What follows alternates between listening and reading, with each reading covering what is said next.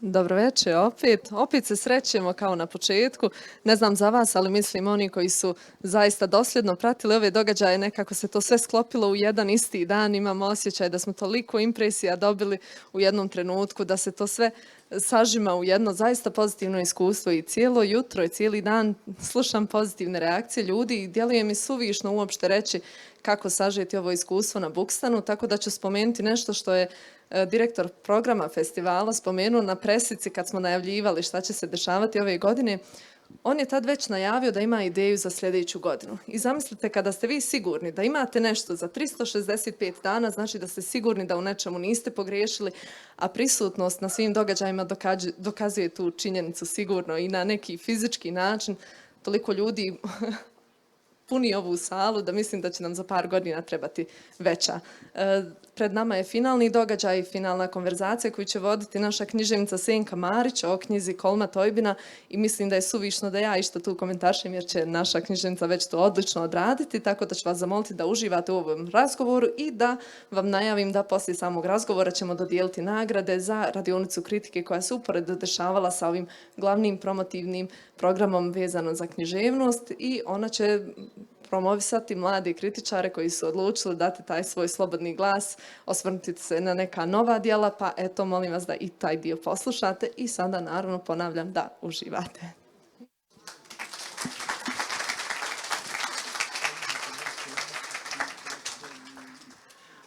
Good evening, everyone. I'm really pleased to be here tonight and present the work of COLM TÓIBIN, an amazing author who comes from Ireland.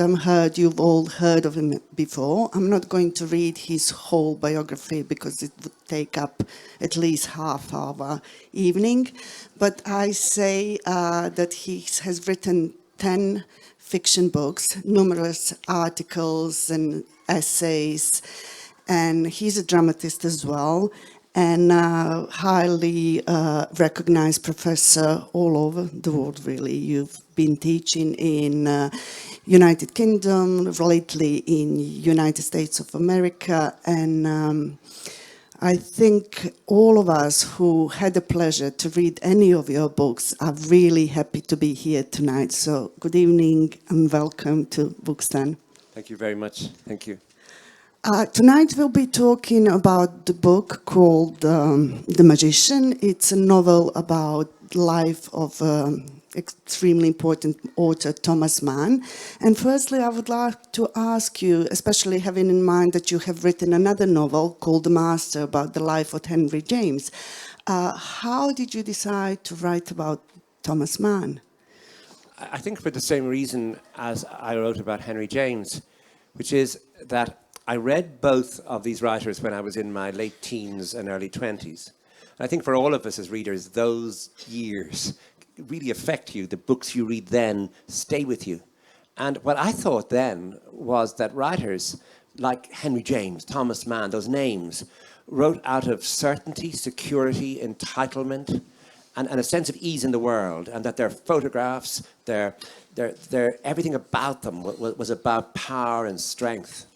And then, of course, in both cases, you realized years later, when biographers got to work, when more letters appeared in print, when diaries appeared, in the case of Thomas Mann, for example, how much unease, how much lack of certainty, how much real uncertainty and personal and erotic uncertainty and political and social uncertainty was at the root of what they did. And the distance between them as public figures on a platform and as private men was really enormous.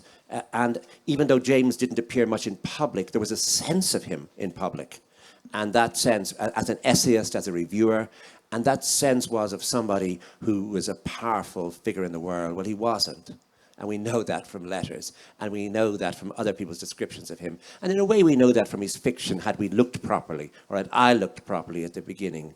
So in both cases, I was interested in the drama between how we present ourselves to the world and what we're actually thinking, feeling, or indeed refusing to feel. And the novel is particularly, I think, as you know, it's uniquely positioned to do this, where you can give the description, or you can give a dramatization of the gap between what someone is thinking and then what someone's saying. And the reader can see this, and the reader can begin to know a protagonist, irrespective of whether it's first person singular or third person intimate, more than the protagonist himself or herself does. And so I'm working out of that sort of sense of the distance between what's perceived and what's real, or what's maybe slightly real. Yes, I completely understand, I think, what you're saying. But to me, like, because I'm a writer myself, while reading it, I was thinking about so many things, about writing itself, and you do talk a lot about the way Thomas writes and the mechanism behind his writing as well. And in the same time, we have to think about the way you write in it, and you fictionalizing his life. So for me, it was interesting to think about the subject of I could call it responsibility, like how much you can fictionalize and what materials are you using to write the story of a life of a real man. I think you make a pact with the reader, which is that essential facts, such as if Thomas Mann was in Munich in 1931, then really he has to have been, that has to follow a biographical truth. And there is something true about a fact like that. I mean, there's no point in saying, oh, what is truth? No, truth is he was there, he was in Munich in 1931. And that is the scaffolding of the book, which is a set of facts, dates. And that, look, the big problem with Thomas Mann is that he had 6 children. Now, anyone as a writer knows it's a nightmare for a novelist to have a character with 6 children, because really, you can do 2 and you can try 3, but to keep all 6 going in the book. Where's Michael? Where's Monica? Oh, Monica, I haven't had Monica for... Oh, Monica's been missing for 2 chapters. I've got to put Monica back in here. Elizabeth is in Chicago. Where's Klaus? Klaus. Okay, I need Erica to say something, actually. Erica, say something. And then I've forgotten completely about Golo. Oh my God, Golo. And so I wanted to reduce the number of children Thomas Mann had to 3, and I was ready to compromise with 4.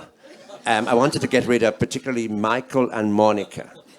And then I realized you can't, you actually, oddly enough, have a responsibility to the reader that if you say 6, it was 6.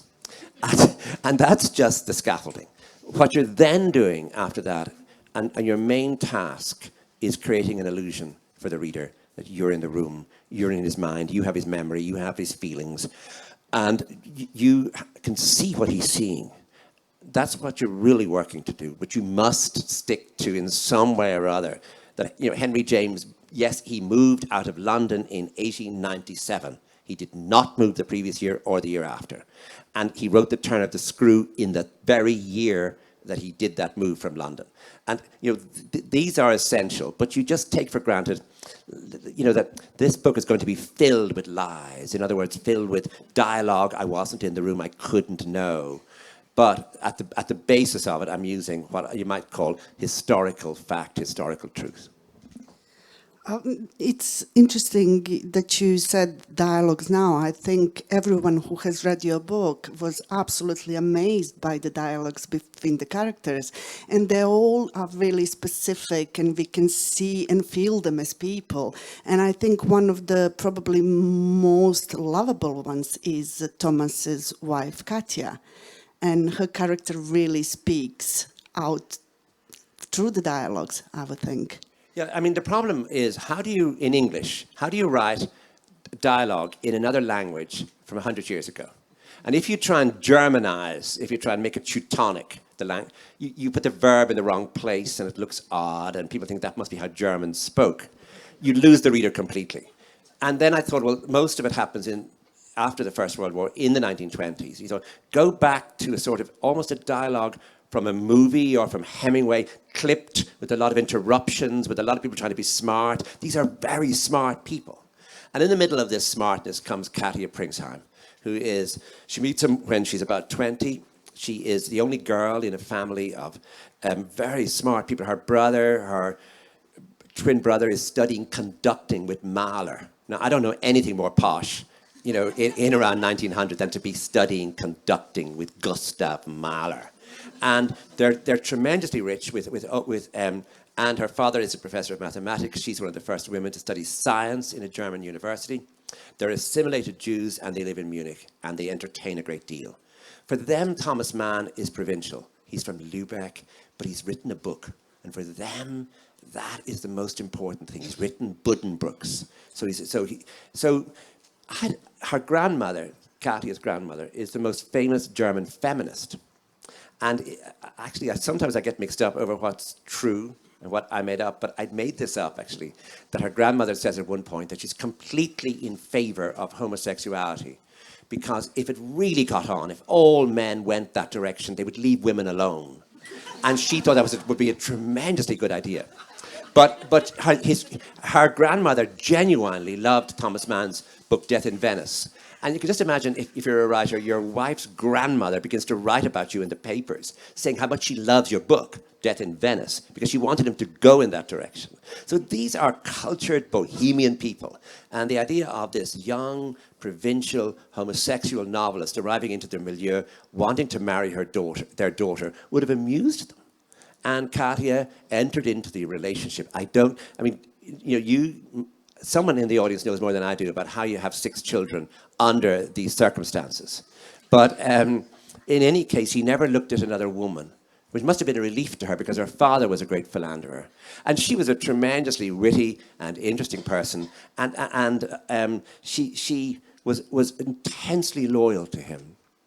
And he to her in his own way. In other words, in his dreams were homoerotic. His diaries are filled with homoerotic references. But he doesn't sneak out at night, as far as we know. He doesn't have a cafe world. He's deeply domestic. And at the end of her life, and she lived into her 90s, she dictated her memoirs. And you can see her irony, how wry she is, how intelligent she is. And if you go on YouTube, you can see her as an old woman, saying, I never give interviews. Now, the reason I'm speaking to you is that I'm very weak-willed. You can see all the strength, all the irony, and all the intelligence. So it is, in a way, the novel, a portrait of a marriage, as much as it's... And also with the dialogue, Thomas Mann speaks very little in the book. It's his wife, his brother, his daughter, that they do all the talking while he sort of operates almost as a ghost in the novel, watching them all, trying to make sense of them all. And while all of them sort of dominate the domestic sphere. So once he leaves his study, he's utterly powerless as all these more powerful people or more loquacious people operate with full confidence, a confidence he never has. Yes, and I think all the characters in the novels are quite of a characters, and they do play important roles, and they tell us about Thomas as well. And especially, I think, you were saying about 6 children and try to keep them all in a novel equally, but I think Erika and Klaus are playing a really big part, and when they become teenagers, they've become really outspoken, and they have so many opinions, so they're kind of commenting on the life in Germany at the time and everything else. And they also, Klaus is homosexual, so Erika is bisexual, I would think, at the end. And I really love the way it talks about the era and the Germany at the time, how people are much less, I would think, closed-minded than they are nowadays. Yes, I think that after the First World War, anyone who came into their teenage years or their early 20s after the First World War had no respect for anybody, least of all their parents, or least of all sort of German traditions of anything. And so Thomas Mann was in the lucky or unlucky position of having 2 children who came into age in that period, and they really dressed as they pleased, slept with whoever they wanted, said whatever they liked, and did whatever they liked, and came home regularly looking for money. And he watched them absolutely enthralled by especially by Erika, and more wary of Klaus, because he felt Klaus was weaker, because Klaus wanted to be the writer, and he just felt Klaus did not have what Thomas Mann himself had, a sort of slow dedication to work. That Klaus wanted to be at parties or travel. They wanted to go around the world. They wanted to go to Persia. And they became poster children in the Germany of the 1920s for the new freedom. They became the leaders. They were photographed. Their every act was registered in the newspapers. They became, in ways, more famous than their father.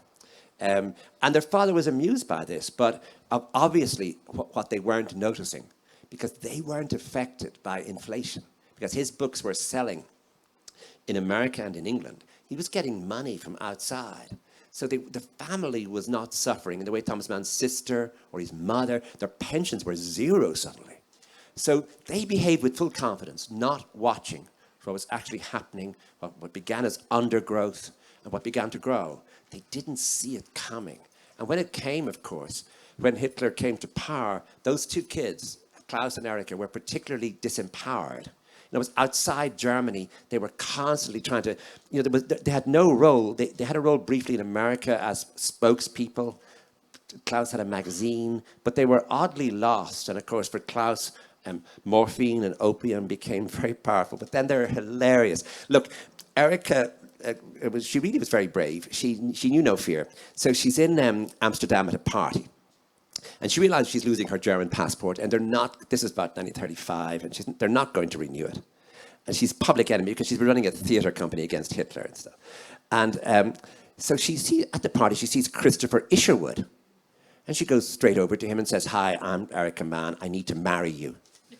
And she explains, I need a British passport. And you're a homosexual. Why don't you marry any, you don't marry me? And he says, no, my mother wouldn't like that. And he said, but I have a friend in England who I think might marry you. And they send a telegram to W.H. Auden. And Auden gets a telegram, and he writes back, delighted. And Erika puts on her best suit, her best tie, gets her hair cut really short, and arrives in England, and they marry. And Auden has a lot of fun because he can make jokes. He can call who's the most boring writer in the world? Oh, my father-in-law. Or he calls Klaus Mann, the son, subordinate Klaus. I mean, he loves these sort of things. And but they do behave as man and wife at certain moments because Auden moves to New York. And Erika, as a result, she can work for the BBC in the Second World War. She's a British citizen. It really changes her war. Otherwise, she would have been excluded from Europe. And she gets in, she attends the Nuremberg trials, and she's the only journalist allowed into the cells below to actually see the prisoners. And of course, they know who she is. She's Thomas Mann's lesbian daughter. She's the very thing that they most sought to eradicate, And so what happens to the children is extremely interesting. And then in the middle of all this, there's the daughter he loved. I mean, he said early on, I don't know if anyone here is from a family of 5 or 6, but the big problem, certainly in Ireland, was grapes. If anyone brought grapes, and there were grapes left over, they were divided one by one in a row for the 5 of us, 1 grape, 2 grapes, 3 grapes. But Thomas Mann didn't believe in this. He said that all the grapes should go to Erika, because the children needed to know about unfairness early in their lives. And you just wonder, what sort of father? And the problem he had also was, look, it's a nightmare having children who are also writers because they got their revenge. Golo, his 3rd child, wrote a book saying just how grumpy his father became in the First World War. And this First World War, Thomas Mann was a monarchist when the First World War broke out. He was a conservative, and he became militaristic and Prussian in 1914, 15, 16. He stopped writing The Magic Mountain. He wrote a dreadful book about Germany and about being an artist in Germany called Reflections of a Non-Political Man. I mean, it really is a sort of, you can see the effort of the novelist to think. Most novelists can't think. I should know. And, you're not good at thinking. Stop trying to think. And we watch then this miraculous thing happening, which is a gift if you're writing a novel. The great change that happened in him between 1914, say, and 1922. By 1922, he's a Democrat. He's a serious liberal. He believes in preserving democracy. He's always been a Democrat. And of course, his children have brought him there. But more than anything, his wife. And more than anything as well, circumstances. I mean, the actual German defeat. It defeats him in a certain way. So we watch all these changes, but no matter what happens, he loves his daughter, his youngest daughter, Elizabeth. He just loves her in a way that we feel he didn't quite love the others. Maybe fathers didn't love in the same way. we were thinking about hugs. I don't think Thomas Mann did hugging. You know? He did have like really different relationships with all of his children, and but I think what is really interesting about the way he is as a person, as I read it, but I have to admit this, while reading a novel, because I knew we were going to talk about, I kept thinking like, and I was already 2/3 in the novel, and I was thinking, I don't know what kind of man Thomas was, and that was kind of scaring me, and only when I finished the book I realized that like all his relationships has painted him in a way, gave us like a slightly different size of him that completed the whole picture. And apart from his children, his relationship with his brothers and sisters told a lot about him as well. And I think one of the most important relationships in his life was the one with his brother Heinrich as well. Yeah, I mean, I'm interested in the idea of unknowability, a sort of energy you can get in a novel from making the central character oddly unknowable, oddly ghostly. There's a moment where Thomas Mann, there were 3 Klauses in his world. You know, he had a brother-in-law Klaus, he had a son Klaus, and then he fell in love with this young man, or old boy on holidays in 1926, also called Klaus. So he had the 3 of them in the house, and there's a dinner, and he realizes that they're all talking to each other, and that none of them is talking to him or watching him, and he's only watching. He's become the watcher, and he realizes he's written fiction that deals with all of their relationships, his wife's with her brother, his children. Even he's imagined a man like him falling in love with Klaus Hauser, with the boy in Death in Venice, years before. He realized he's written all of them, but none of them has written him. And that if he stood up and walked away, none of them would see him go. And I was interested in the sort of energy you can get from the fact that he's almost blank in the book. He's the one who writes in, you know, that if he has a real life, it's in the morning for 4 hours in his study where he's writing his characters. But in a way for him that isn't real either. It's ghostly too. He's from ghosts, he's making substance. So his brother, however, Heinrich Mann, who was his older brother, there's a sense he's a socialist from early on. He's heterosexual. He's Francophile. There are many things he is. You can see him clearly all the time. And the relationship becomes, I think, a great dramatic relationship, like the one Thomas Mann has with his brother, like the one Henry James has with his older brother William, where there's a battle going on between the older heterosexual athletic brother and the brother the wimp. And it goes on for all the years until eventually Heinrich, his brother, arrives in America, fleeing from Hitler, penniless. And while Thomas Mann is become a best-selling author, Heinrich has nothing. And Thomas Mann has to give his older brother a stipend. And they're very grand people. You know, Heinrich Mann in America realizes finally that he's come to bottom because he's in an apartment where the kitchen and the dining room is the same room. And he thinks that's the lowest form of life. You know, he can't believe this has happened to him after everything. You know, because they come from very grand circumstances in Lübeck. I mean, originally, you know, the family circumstances. And Thomas Mann married, you know, she was a princess. And I mean, she was very rich. And but the idea, I love the idea of this is the end. This is the And there is a great story about different houses in a novel as well, and they're like at different points, almost like if it is a video game, which is not. It would be like a save point. They just go, their journey is through the different houses, from Lübeck to Munich, and then the house he builds where his mother lives, and the house he builds with Katja, and then moving from one place to the other through the exile. And I think, like, it really describes the era as well, but not only the way the things developed and were happening at the time, but also it depicts the literature of the time, because the things were happening in the salons at the time. So we're kind of moving from one house to the other, and the stories being told there. Yeah, I mean, that was vital. More than anything else, that research of going to as many houses as I could. And the first one, the one that really gave me the opening of the book, is going in Brazil to the house where Thomas Mann's mother, Julia, was born. And it's on the edge of the water in an inlet in a place called Paraty. And I was with somebody who lives on water, was pointing out to me, Richard Flanagan, the novelist, pointing out, at night you should be here because the stars will on this calm water, with this clear sky, you'll be able to read by starlight.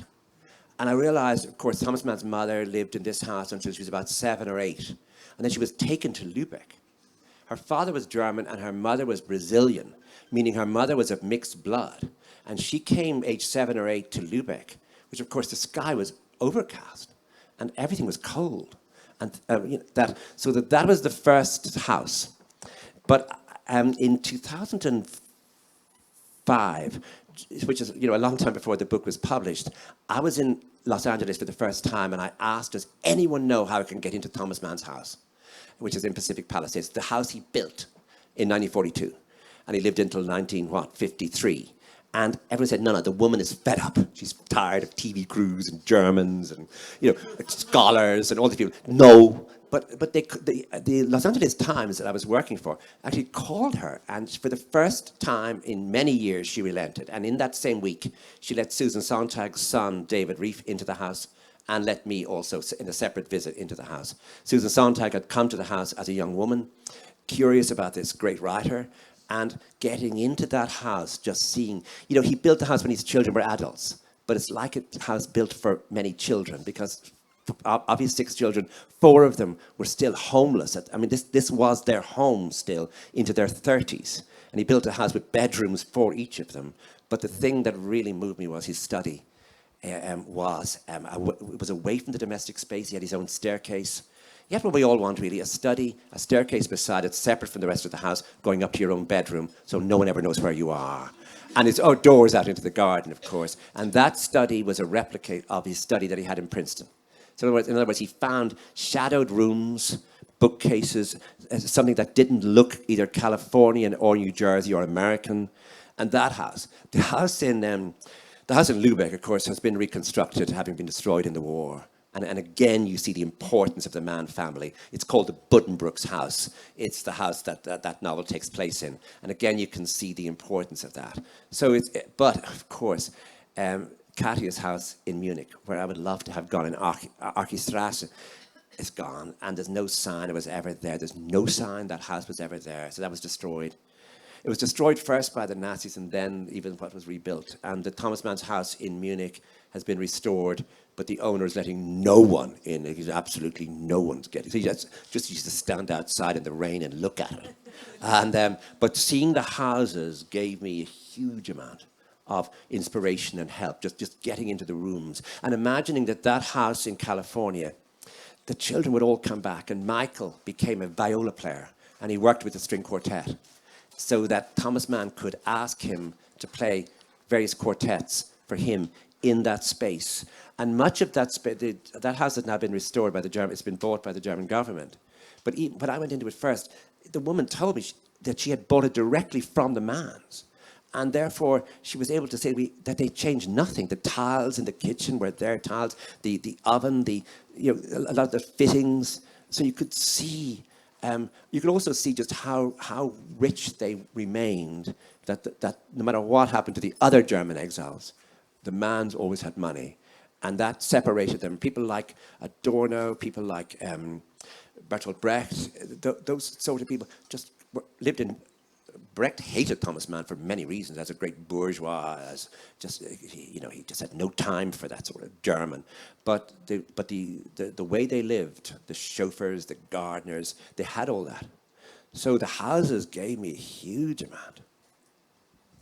And I think for every reader from Bosnia, the part of the novel when you start talking about the First World War and the Second World War, it becomes quite familiar in a way that we recognize the sentiment, we recognize the feelings, we recognize naivety about believing that the war is not going to really happen. We recognize the devastation and the pain and the hurt and all of that. So it becomes really, really close. It's almost like our own story. We recognize what happens when the war comes. And in the same time that this novel is a story of the Thomas Mann's life, I think in the same time is the story about Germany at the end of 19th and the first 50 years of the 20th century. And I think it's almost like an epic saga of the family and of one person who's a writer, but also of the Europe and then the United States of America at the time as well, through their personal life. Yeah, I mean, I think the book is unforgiving in the same way as I think Thomas Mann was about what had actually happened in Germany in the years when he was away. He would not go back to live there. When he went back to Switzerland. He lived back in the language, but I mean, there's a scene in my novel where he goes back to Munich in about 1949, and he realizes the old Munich, the Jewish Munich, Bohemian Munich, all that's over. The Munich of the artists is gone. Munich has become Bavaria. The farmers have moved into the city and taken it over. And he sits at this dinner realizing that his Germany has gone, that he's sort of no one in the Germany. But he has a heroic role for Germans because President Roosevelt liked him and trusted him in a way that he could find no one else among the German exiles to like and trust. And Thomas Mann stayed in the White House.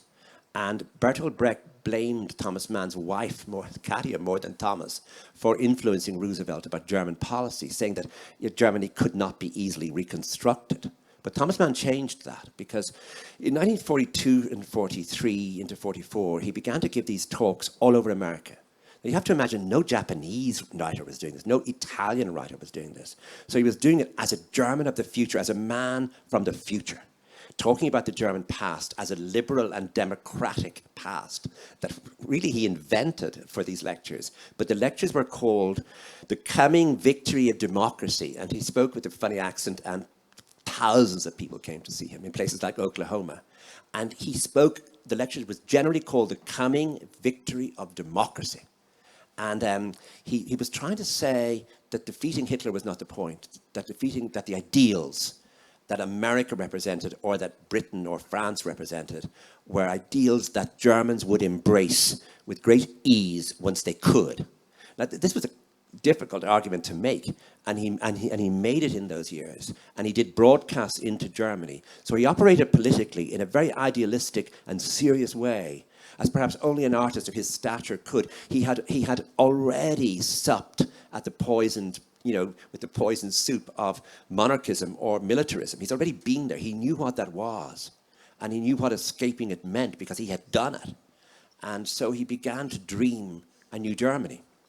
And I'm not saying that he's responsible for the Marshall Plan, but it is important that somebody at his stature was not saying anymore that Germany could not be forgiven or not be reconstructed or not be included. So I think for Germans now, those speeches are immensely important, and his idealism in those years, I think, is immensely important. But, no one is ever heroic in their pajamas, in the morning when they come down the stairs. And a novelist has to deal with those sad businesses of, a man whose just son and daughter keep interrupting him when he speaks. And that was what his domestic life was like. So it's my job to see the heroism on one side, but the other side, this sort of, I suppose, the shivering figure who ended up writing the books, who ended up doing this serious imagining that he did. And it was really interesting to read about the things that were developing when he moved to the United States of America and the way he was involved in politics. And he was actually, I would think, almost forced into it. There was a great character of Agnes Meyer, and she was the one pulling all the strings, and there was like loads of different influences and people trying to make him, I would say, almost like a puppet to... Yeah, Agnes Meyer was the mother of Katharine Graham, so her husband owned the Washington Post. And she was from a German family, and she realized his importance. And she was very close to the president, and she was the one who pulled all the strings for him. And of course, the thing we have to remember is that he was an emigre. He was looking for shelter, so he had to be nice to everybody. There's one moment in the book where he realizes, I haven't been able to be rude to anybody since 1933. You know, because if you're looking for passports, you're looking for visas, you spend your time, you know, being nice. And he suddenly realized that he could be rude to Christopher Isherwood, who didn't matter. So he really enjoyed being rude to him. But the wonderful moments where you see him, I feel like he's most lovable, is when you can see a letter to this woman who's really sponsored him in America, called Agnes Mayer. She was very bossy. And she was always phoning up, and he writes to her to say, you know, it's marvelous knowing you. You have been such a wonderful person. I feel you really understand me. And the same day in his diary saying, that old bag has been phoning again. I wish he'd just go away. And I just felt, I think I have him. I mean, you know, in other words, that he was really, as you say, that he was looking for favors. But, you know, his grandeur suddenly, when he was looking for a visa for his daughter or his passport, which he needed to get his 6 children out of Europe. He needed to get his brother out of Europe. And that took work, and that took a lot of ingratiating himself with people, which didn't make him feel good. Yeah, and to me it felt like he did do it for his children and, of course, for himself and his wife moving to the States. But in the same time, I do feel that he did feel like really in depth to do things about Germany, because he strongly believed in German soul and German spirit and something almost Apollonial in a way. That's, to me, it felt like that, all these higher values and the things that Germany would overcome and become a great nation again. So, and with the years passing during the Second War and afterward, him coming slowly to realization that all of that is not going to happen. So it kind of affected his own identity as well. So to me, that was really poetic and quite sad. I mean, he was very, see, this is you can think about the greatness of German culture, but you're in America and it's 1941, and the big danger coming your way is that the Americans are going to intern you and all other Germans in America. And they do this to Japanese people, and they don't do it to Germans. And Agnes Mayer is pushing Thomas Mann towards being the sort of front for saying, you see, that German opposition to Hitler is so important that if you do anything to silence it, it will really weaken, you know, it will really give Hitler strength. So that he becomes quite important in that. But at the end of the war, I think as a visitor to America, maybe I shouldn't say this, but often you worry that your novelty will wear out. You know, that your novelty value in America will just become, you know, and Thomas Mann's novelty value wore out. And America changed after the war. And they certainly had no interest in talking about Hitler or fascism or Germany. They wanted to get on with other things, such as really getting rid of communists from Hollywood, for example, was a big thing they wanted to do. So he got accused in Congress of being a communist. And he became associated with something that really became anathema in America. It didn't help that he went into East Germany in 1949 when the Americans asked him not to.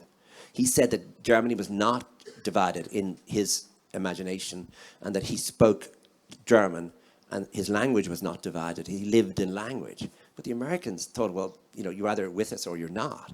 So and they began to really harass his daughter Erica. And the FBI came regularly to interrogate her. Are you a communist? Have you ever been a communist? Are you a lesbian? Have you ever been a lesbian? Have you had incest with your twin brother? You know, he went on and on and on. And they realized eventually they would have to go.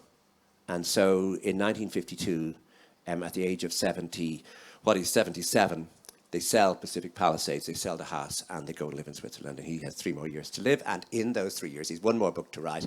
And he writes this comic novel called Felix Cruel, which is about a chancer, someone who really cannot be trusted in any way. He's the guy at the edge of the crowd who's picking your pocket and smiling at you. And he moves from place to place, getting away with it all the time. And it's a funny metaphor. It's a funny self-portrait of Thomas Mann's own role in the world as a sort of chancer novelist. Do you want to? I think we lost the sound for a bit. Maybe it's back, is it? Is this working? Yes. No. I think it really would be sad not to mention that what I really also liked about the book, almost loved about the book actually, it's more better term to say it, is how you use the humor And like, I love the part about Thomas and Katya learning English in the States, and Katya making Thomas learn as well. Yeah, I mean, the whole business of it trying to integrate. And one of the reasons they moved to the west coast of California was there were so many foreigners in Los Angeles. Whereas if you're in Princeton, everyone's watching the Germans. Look at the Germans. And so the other.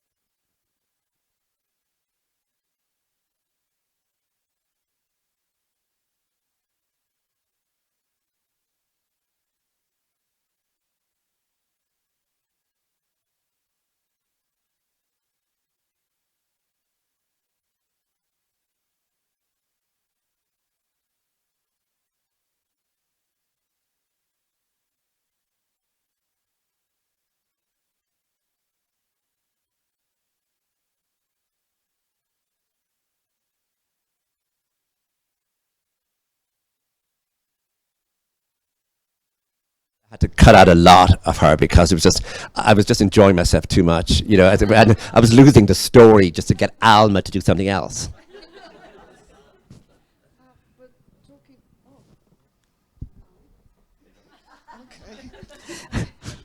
So something wrong with mics tonight, but still.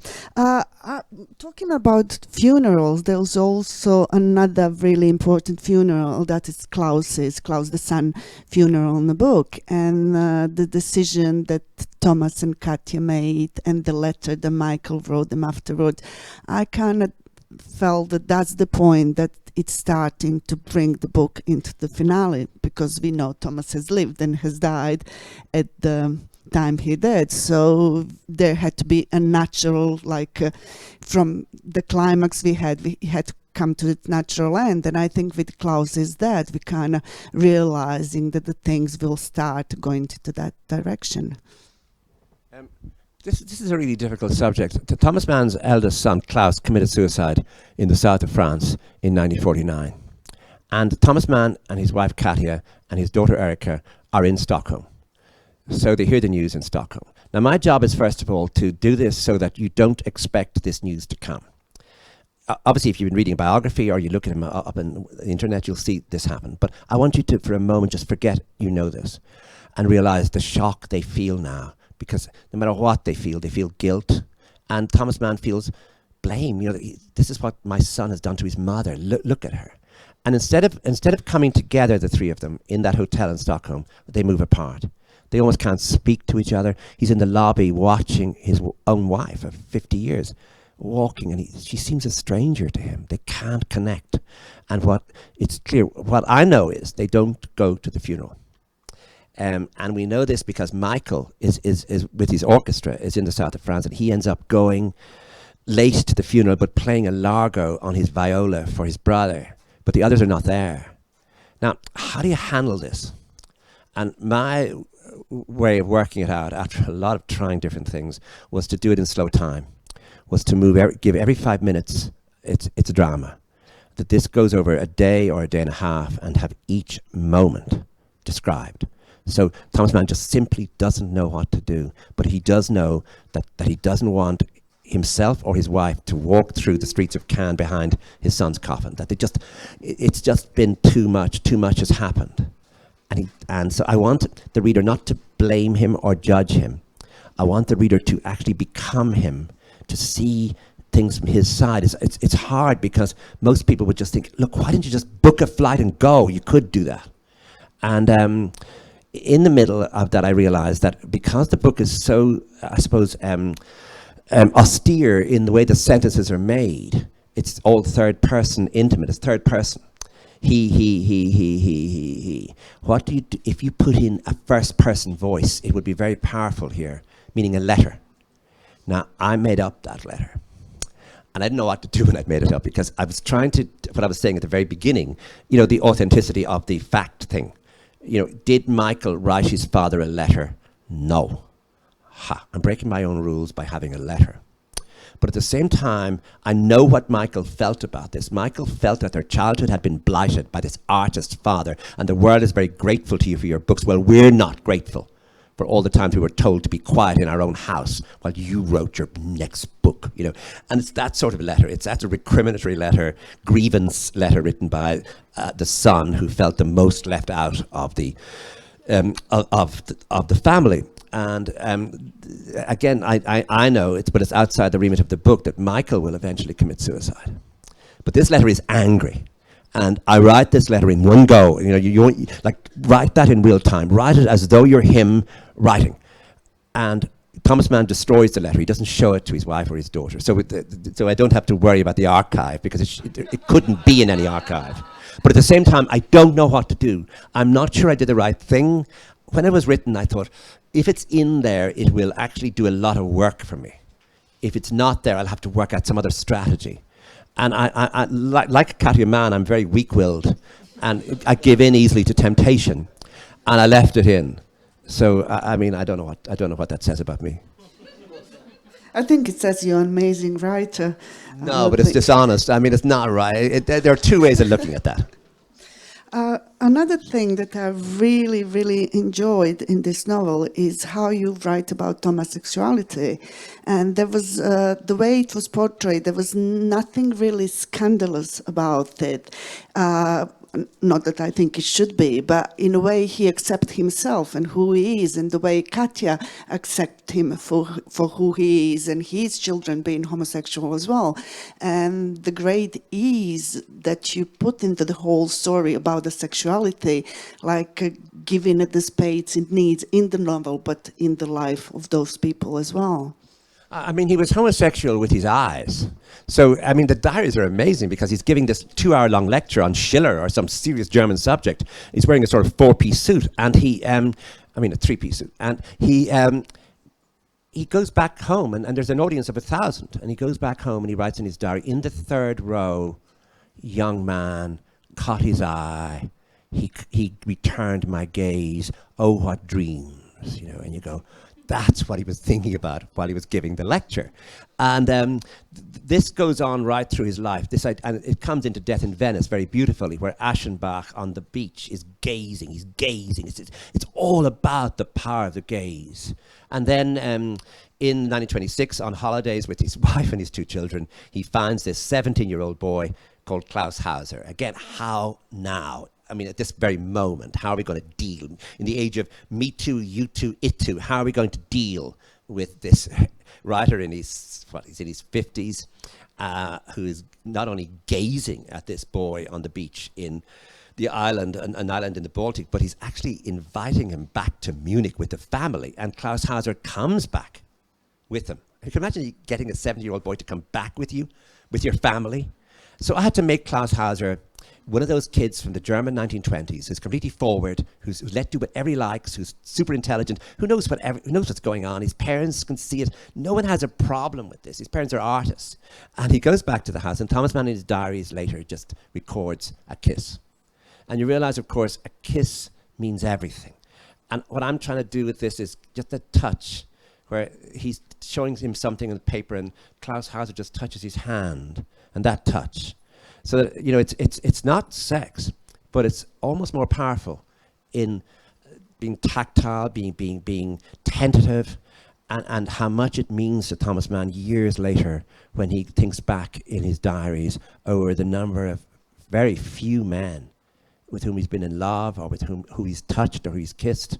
Very few, but it comes back over and over until, I mean, how are we going to deal with this in a novel? When he's 75 years old, he's in Switzerland, and in the hotel there's a fleshy Bavarian waiter, and he falls deeply in love with him, to the absolute delight of his wife and his daughter, who think he's a bit depressed and he needs a bit of cheering up. And they arrange further meetings with him and the waiter, who later on remembers all this. I mean, he gets interviewed by biographers saying, yeah, Thomas Mann, he was great. And he writes in his diaries that night in the Swiss hotel, I would exchange world fame for his favors. World fame. So, I mean, I presume he's exaggerating. Some of us late at night can often get quite excited. But, I mean, it's a big thing to say, even if it's only slightly true. Or it's only, that fleeting sort of lyric moment where you lose the run of yourself. But nonetheless, that is an extraordinary episode. And again, I have to be careful not to make it too comic. It's serious. He really does love this waiter. And when you see photographs of the waiter, you wonder, oh, why? But because on the other hand, with the boy on the beach in Venice in 1911, that boy was also found later on by biographers, and he remembered the hotel. He remembered Thomas Mann, and he was an extreme. I mean, even as an old man, he was extremely beautiful. So this idea of this closeted homosexuality, this strange business of gay history, which is always a dotted line to the past, a fading line, a line that comes and goes, that if we didn't have Thomas Mann's diaries, we wouldn't have all this information. So the diaries become problematic, obviously, because he puts them, never put your diaries in a safe, because of course that's where people will come looking for them. And so when he was out of Germany in 1933, so when the Nazis came to power, he was worried. His diaries are in his safe in Munich. The house will, of course, at some point be ransacked. His son Golo is still in the house, and it's a real problem. What do you do now? Says to Golo, could you open the safe? Don't read the diaries. They're in the safe. Just take them out and send them to me. Klaus does that without knowing that the chauffeur is telling the Nazis everything. And so the diaries don't arrive. And he realizes the Nazis are so good at publicity. All they have to do is realize what these diaries are and say Thomas Mann is an international pedo and he should not be allowed into any respectable country. And it would have changed his life. And he waited and waited and waited. And eventually they came. But what's strange is he destroyed some of those, but not all of them.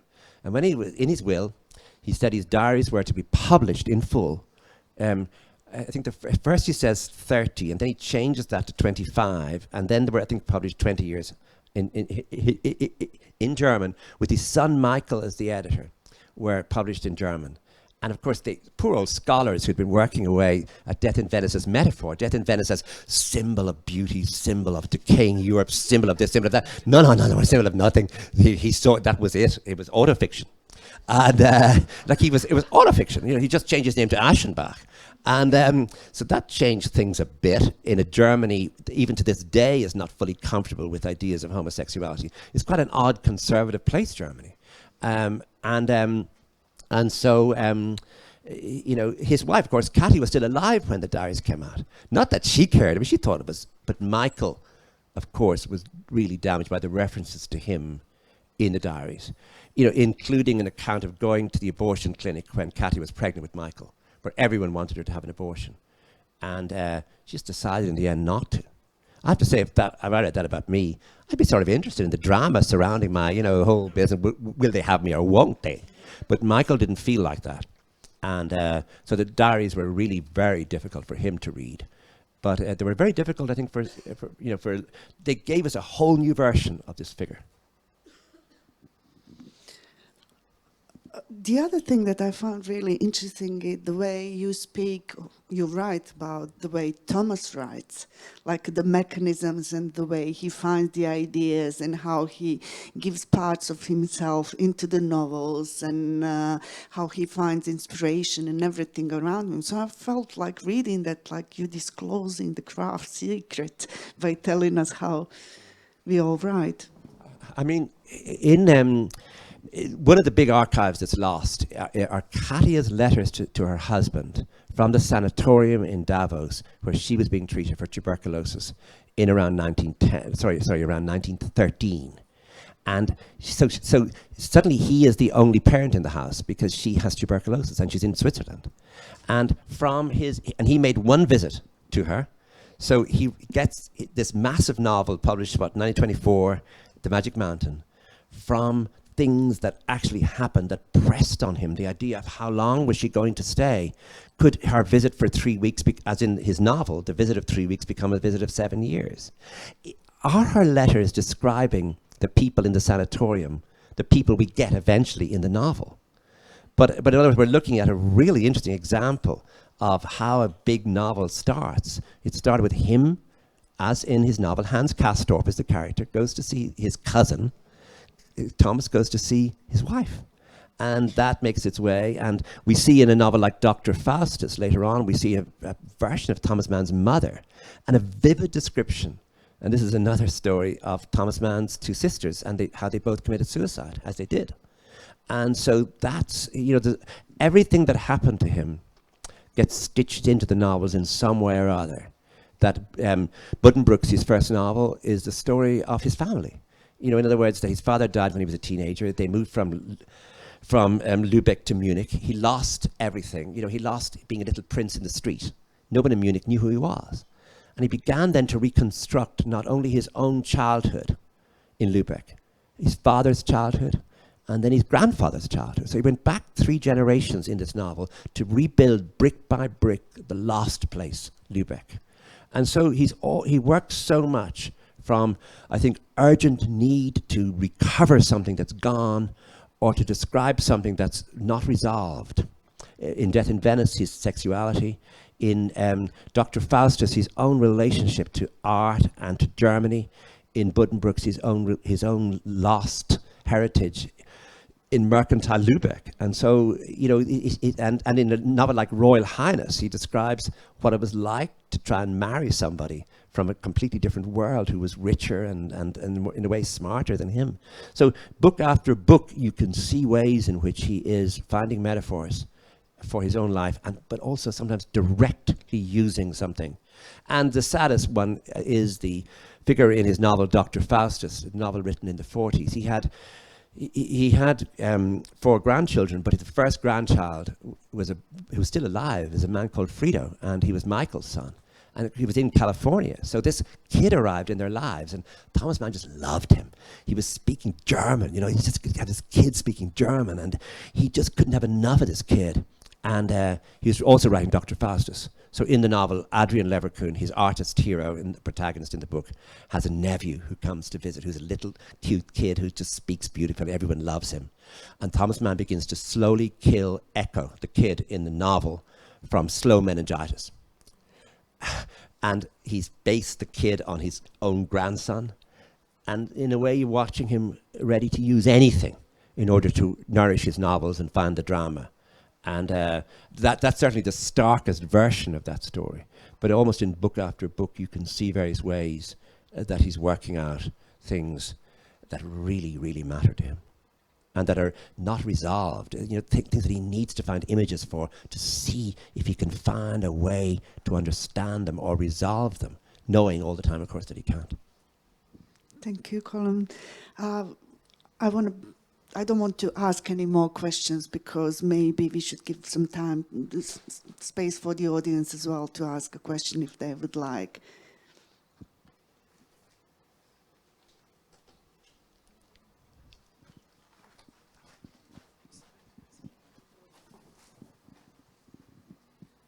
Just a very simple question, if you don't mind. Could you unpack the title for us? As somebody who works in the history of magic, I find the title very important. And if you can unpack it. Yeah, the title, The Magician, his son Klaus was having a nightmare, and it was about a severed head. And Thomas Mann came up to the nursery and said, "I'm a magician. I can actually put the head back on and make that man go away." And so that became a sort of joke for them. And it was Zauberer, these are, and so they would often in letters just use Z. meaning our father. But they began to use it ironically, meaning that he wasn't a magician at all, because Thomas Mann, in a certain way, is a sort of flat-footed novelist. I mean, he doesn't do magic, except, of course, his novel is called The Magic Mountain, his another book called, or a story called Mario and the Magician. But it is a slightly ironic title in that he wasn't someone who believed in magic or could do magic. His in a way, his fictional space is a secular space. And it's a rational space. So I'm sort of playing with the idea.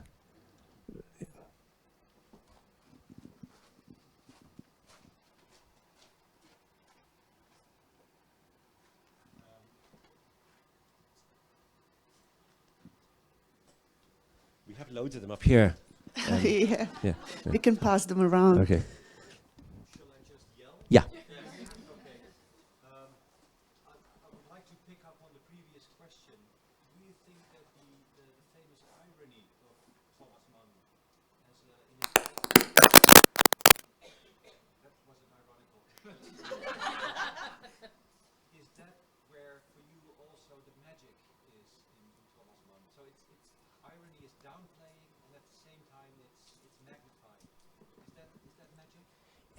You see, I think the irony depends on a sort of rational sentence moving towards a sort of judgment that's buried in the prose in some way. So when he writes about character, for example, when he writes about Tony Buddenbrooks, the sort of flighty, woman who marries a few times, all the descriptions of her are not necessarily humorous, but they are ironic. But in other words, it's not as though he's exaggerating her or actually making fun of her as much as just giving a light version of her. It's very difficult, I think, to translate, and but he always talks about it. I mean, and there are big books called The Irony of Thomas Mann. But I don't think it's a large, ironic version of life as much as an ironic version of character, and it's something that mattered to him because it stopped the. I mean, you have to be careful if you're ever thinking of being serious. I mean, if any of us ever plan to be serious, the advice you should get is don't be solemn at the same time. Your solemnity is wrong, seriousness is maybe good. So that he had to move within his great seriousness into having at the core, taking a humorous view of character, which he also does even in Dr. Faustus with a lot of the side characters. So humor is important as a way of rescuing him from, I think, his worst offense, which was solemnity. Do we have any more questions? Do you? Yeah. Please try. Hello. Colm, when you write, when you describe the scenes of him sitting in his office, amazing study, and putting his papers and trying to write, who's writing? Is it Thomas or is it Colm? Do you go into his brain? Because after reading the novel, I went back to read Thomas Mann, and slightly I hated you because your language was in my head when I was reading Thomas Mann. How did you do this transition? Did you just kind of, I don't know, like some magic? No, completely flat-footed. I think the first thing is, I've written a novel about the Virgin Mary, about Thomas Mann, about my mother, about Henry James. The first thing you got to know is don't try this thing of, I think I've found the real Virgin Mary. The real Virgin Mary's in my book. If you're looking for her, here she is. Forget Titian, Tintoretto, St. John, Luke, Matthew, Mark, me, my book. And I think the same thing, I think you've really found Thomas Mann. You say, sure, stop. Like, that's just not true. So then you're working with invention. And you're also working with self-suppression, which I think is the most important thing, that you just simply have to remember that the page is blank. It is not a mirror. Narcissus has gone on holidays, and you are nobody. You are no one. I am no one. I am no one. My job then is to try and find a character and see what he would do, think, feel, remember, regret. And so I am attempting to do this to stabilize whatever I've started with. I'm working first of all with the rhythm. The rhythm is the main thing, where you're being held by a rhythm the emotion is often in the rhythm between the words in some way or other, the silent sound of the words as you read. You read in silence, but somehow or other the rhythm of sound actually hits some ear. And emotion can be buried in that. But don't name the emotion. And keep in the rhythm and keep in the character. What would he do now? And often you think, he's going to do nothing for the next 2 paragraphs. How am I going to fill them? And then you think, well, he walked across the room. No, get that out of there. He remembered. No, remembering is often too easy. He looked. No, he didn't look. So you're constantly then involved in a series of erasures in order to get to a sentence that might ring true. In other words, it's not that it was true, it's that it will create the illusion further that you are really in a space where I suppose, the constant problem is cliche, where you're going to do, he wrote another sentence, he looked once more at his manuscript, he crossed out 2 words. Stop. Just get a sentence that might be original in some way, but not too original. I mean, don't have him, he threw a stone at the window, like he hit a bird, No. And so you're engaged. I'm working in longhand. You're engaged in an attempt just to get nothing in 2 paragraphs, but you might end up with some important emotion that is an undercurrent in the book that will be important later, but not in the plot, because there's really no plot. Because you're following a sort of the dullness of a life in a way. So it's.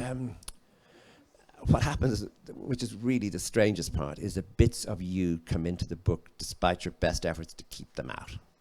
So, you end up using things, using rooms even, using moods, using moments, using memories.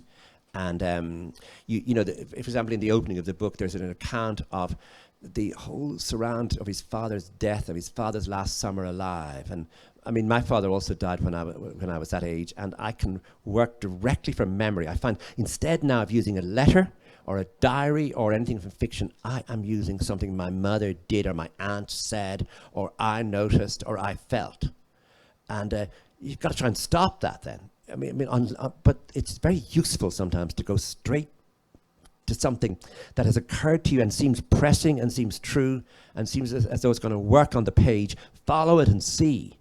Because if it isn't working, what you really need more than anything else is your bullshit detector, your inner constantly weakening as you get older bullshit detector. See, that is bullshit, that sentence.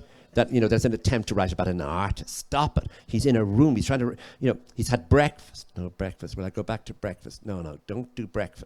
So you're constantly stopping yourself from your own worst excesses. I suppose that's what writing is.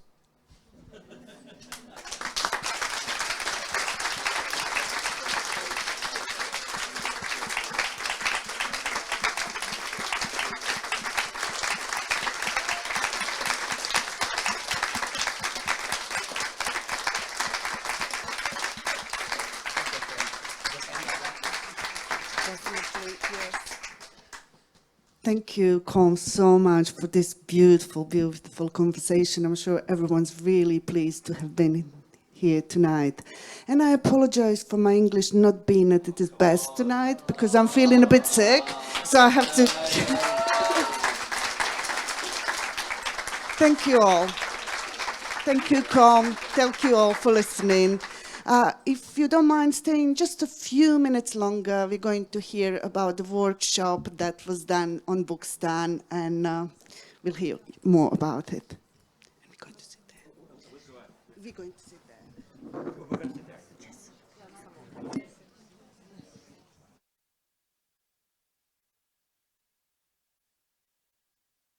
Tim dodijelit ćemo nagrade za radionicu kritike koja je bila tokom Bookstana. Tako.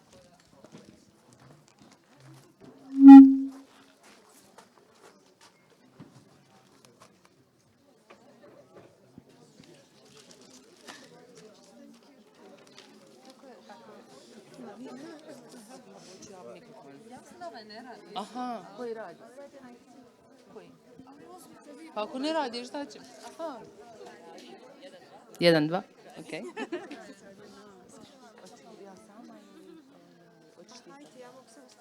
Dobro, okej, nema ništa sjetiti. Dobro večer svima. Moje ime je Selma Raljević i ja sam bila voditeljica ovogodišnje Bukstanove radionice za mlade književne kritičarke i kritičare. Pozdravljam vas i želim još ugodan također ovaj dio, završni dio večeri Bukstana, posvećen književnoj kritici koja se, toj radionici, dakle književne kritike koja se događala uporedo sa glavnim programom festivala Bukstan, ali je ona počela u nedjelju, dakle mi smo počeli prije samog početka Bukstana. Moram odmah na početku reći da je ovo što se dešava na radionici za mlade književne kritičare i kritičarke, što se dešava dakle u okviru također Bukstana, nešto posebno i jedinstveno ne samo na području Bosne i Hercegovine nego i šire cijeloga regiona. Naime, mi smo ove godine kao i svih godina na radionici radili i na teoriji i bilo je također prakse. To je kombinacija rada teorije i prakse i posvetili smo to vrijeme osnaživanju, obrazovanju, dodatnom obrazovanju mladih književnih kritičara i kritičarki, kao što se to zapravo radi i svake godine. Ove godine moja ideja je bila u dogovoru sa Bukstanovim timom da radionica za mlade književne kritičare i kritičarke bude pod temom savremena književna i kulturna kritika, opasno čitanje. Tokom cijelog ovog vremena, znači ovih 7 dana radionice, ljudi su nas stalno pitali šta to zapravo znači opasno čitanje. Kako čitanje može biti opasno? Ako bih skratila ovaj cijeli naš rad u toku 7 dana u opisu šta to znači opasno čitanje u relativno jednoj rečenici, rekla bih da opasno čitanje u smislu književne i kulturne kritike odnosi se na čitanje sa razumijevanjem, jer od nerazumijevanja potječe također opasnost i da to razumijevanje počiva na pomnom čitanju književnog teksta i konteksta također, čitanje ispod površine stvari. Nakon toga, naravno, dolazi u smislu književne kritike i onaj vrijednosni sud u smislu poveznice sa čitanjem i književnog teksta i konteksta i komunikacijskih učinaka teksta također. Dakle, čitanje i književnog teksta i tih komunikacijskih učinaka u vezi sa van književnošću. Opasno čitanje, dakle, u tome pogledu je bilo tematika ovogodišnje radionice, ali također smo razgovarali i šta to može da bude opasno po književne kritičare, u smislu kako se književna kritika doživljava u svijetu u kojem živimo, u današnjem i vremenu i društvu. Govorili smo i o izazovima i o rizicima i raznoraznim sadržajima naše savremenice, ali također doprinosili i nekim novim čitanjima savremene književnosti Bosne i Hercegovine, Balkana, Europe i cijeloga svijeta. Također bih dodala da smo danas na posljednjem danu radionice posvetili posebnu pažnju Dubravki Ugrešić. Mislim da je vrijedno to da kažemo, jer ko je bio opasna čitateljka ili čitalac ako ne Dubravka Ugrešić? To smo uradili ne samo zbog smrti Dubravke Ugrešić, nego i zbog njenoga života. Ona je bila i ostala opasna čitateljka. Zbog toga i ovaj naš rad u toku radionice za mlade književne kritičare i kritičarke posvećen je bio i Dubravki Ugrešić, s obzirom da u našem regionu općenito smatramo da joj nije bila data dovoljna pažnja. Imali smo i goste, predavače, predavačice, ljude iz struke i pisce i književne kritičare i prevodioce i predavače univerzitetske na radionici koji su razgovarali sa ovogodišnjim polaznicama i polaznicima radionice koji dolaze iz Slovenije, Srbije, Hrvatske i Bosne i Hercegovine. Predavači su bili Dunja Ilić, Benjamin Moser, zatim Senka Marić, Faruk Šehić, Zoran Žmirić, zatim Bjanka Alajbegović i Đurđica Čilić. Nadam se da nisam sada nikoga preskočila jer mi se stalno nameće Colma TÓIBINA ime u glavi, s obzirom da je zbilja ostavio veliki utisak na mene i nadam se na sviju nas večeras. Ali trebamo da damo pažnju i književnoj kritici i mladim književnim kritičarima kojima je i u toku radionice posvećena posebna pažnja, ali ne samo njima, nego i osnaživanju, podržavanju kritike i književno-kritičke scene u Bosni i Hercegovini i u regionu. S obzirom da vjerujem da ćete uskoro u budućnosti sigurno čuti za neka od ovih imena i da ne treba samo ja da stojim na ovoj sceni ispred vas. Ja ih pozivam sada sve ovdje da mi se pridruže i ja ću ih prozvati i zamoliti da dođu, da ih vidite, da čujete ove mlade ljude za koje vjerujem da ćete još više čuti. Molim vas da nam se pridruži Ismet Dilaver, Maja Kovač, Stanislava Paunović, Julijana Lešić, Dragana Đokić, Zejneba Hajdarević, Sanita Delić, Emilija Vučičević, Marija Pavković-Baković, Pablo Serdanović, Nenad Kostić i Marija Smoljan. Ja sam prozvala kolegice i kolege, mlade književne kritičare i kritičarke koji su večeras sa nama, nisu svi koji su se prijavili za radionicu večeras tu sa nama, s tim da dodajem da je kolegica Marija Smoljan ovdje sa nama cijelo vrijeme bila u netakmičarskom dijelu programa. Također moramo da dodijelimo nagrade, što je uvijek vrlo težak zadatak. Komisijski smo se dogovorili i ocijenili, znači kritički ocijenili kritičke kritike koje su pisali, na kojima su radili ovi mladi književni kritičari i kritičarke i čiji radovi će također biti objavljeni uz podršku Bukstana i Bajbuka, naravno. Osim toga moram naglasiti da tu ima i pozitivnih i negativnih književnih kritika, što pokazuje da je ovo vrlo ozbiljan rad i da su riječ i djelo u sagovorništvu i da ne odudaraju jedno od drugoga na radionici za mlade književne kritičare i kritičare Bukstana u organizaciji Bajbuka. Posebna čast i zadovoljstvo mi je sada da proglasimo one koji su pobjednike, zapravo one koji će biti nagrađeni u ovom dijelu programa. I moram vam reći da je zadatak bio jako težak. Svi su jako vrijedno radili, svi su vrlo kolegijalni također bili, što moram reći da je u našem društvu vrlo neobično i vrlo pozitivno. Znači da svi možemo da naučimo nešto od ovih mladih ljudi.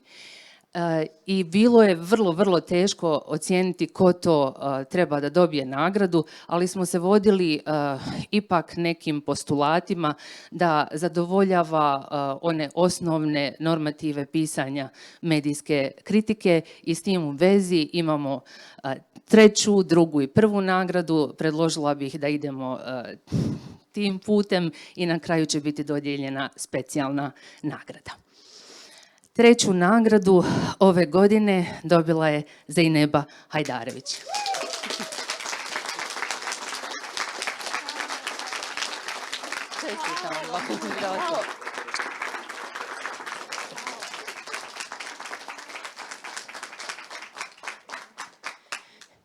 Drugu nagradu dobio je Pablo Serdanović.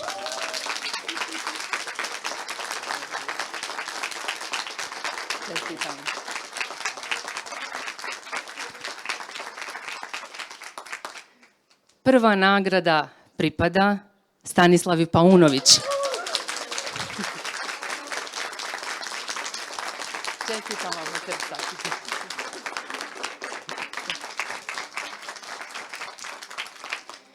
I posebna, specijalna nagrada ove godine pripada Emiliji Vučičević. Čestitam.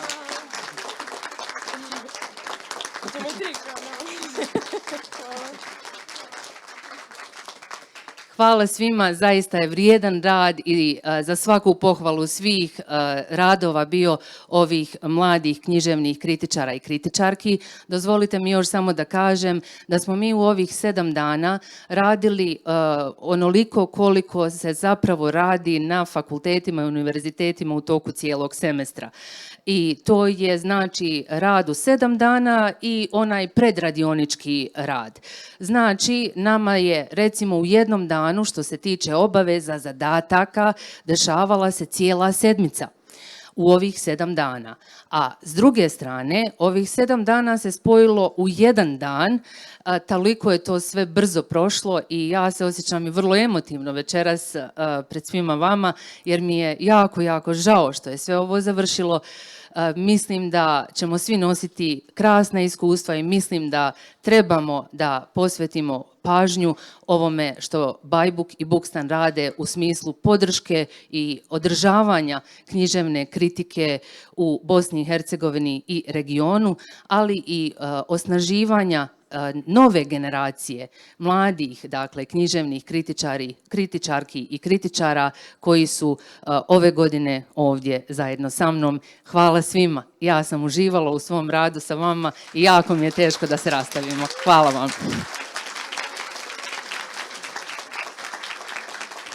Hvala svima.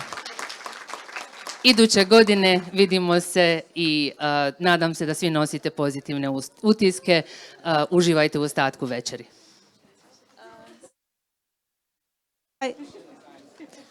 Ok, dakle, hvala vam svima, zatvaramo festival.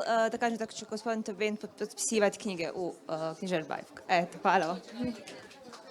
Ok. Samo ostanite da vas uslikaju. Ok.